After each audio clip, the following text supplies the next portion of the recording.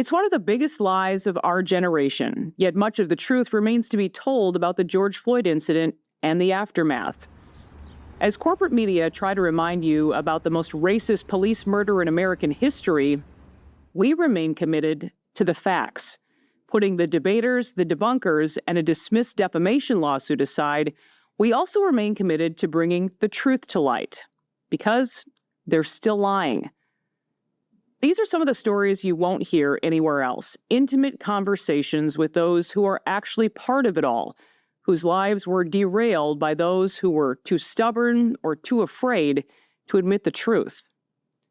Tou Thao, a former Minneapolis police officer and partner of Derek Chauvin, never restrained George Floyd. He actually called for an ambulance, code 3, to get help for Floyd as quickly as possible.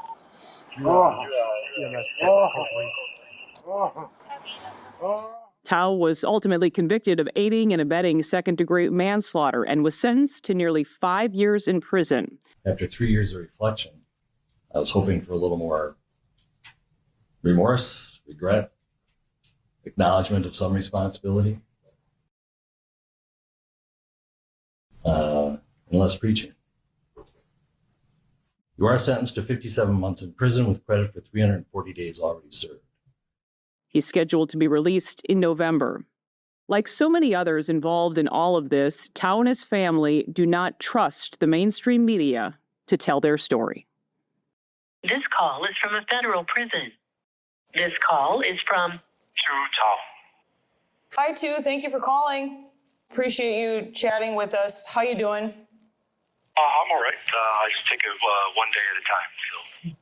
You've been convicted of aiding and abetting murder. Some have called this the most infamous racial murder by police in the history of our country.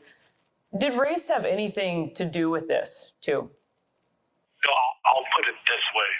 If it were my knees, back of Floyd's neck, or Black Officer King's knees, or Black Chief Arredondo's knees, but for Derek being born white, we'd all still be patrolling the city of Minneapolis.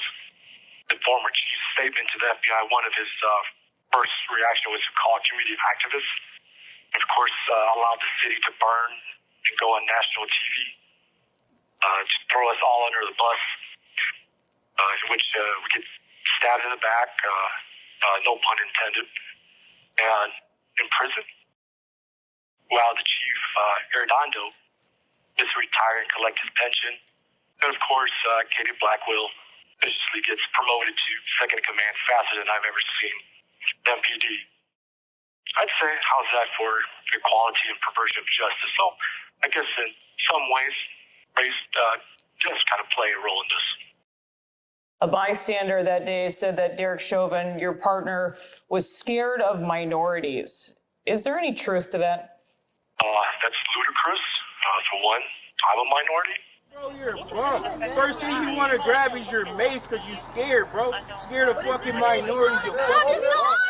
We talked a bit about this before. You explained how you and the other officers were obviously doing the MRT, the maximal restraint technique, and that Chief Arredondo and Katie Blackwell lied about that.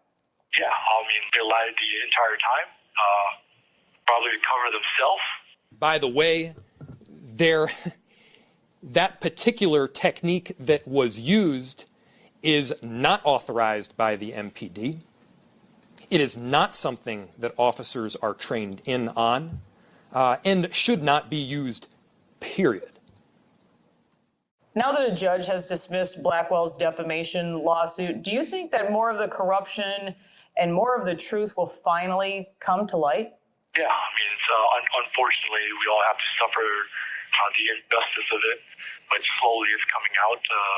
Obviously, certain mainstream medias refuse to cover the truth and continue sticking with whatever narrative and move on. I'm thankful that there's other legitimate media outlets that continues to cover this case. You know, I had the opportunity to talk to your wife a bit. She talked about your family, how you're obviously missing your kids. You've been away from them for years now. I just can't even imagine how difficult every day must be for you. Yes, I've missed the birthdays, Christmas. I don't even know how tall they are anymore. Difficult to miss the parts of childhood. Never get it back. And you haven't wanted to have your kids visit you in prison. You don't want them to have that memory of you. No, I just don't want them having that image of, childhood of putting them through that type of trauma. But it'd be better for them to not endure pain and suffering that we're going through currently.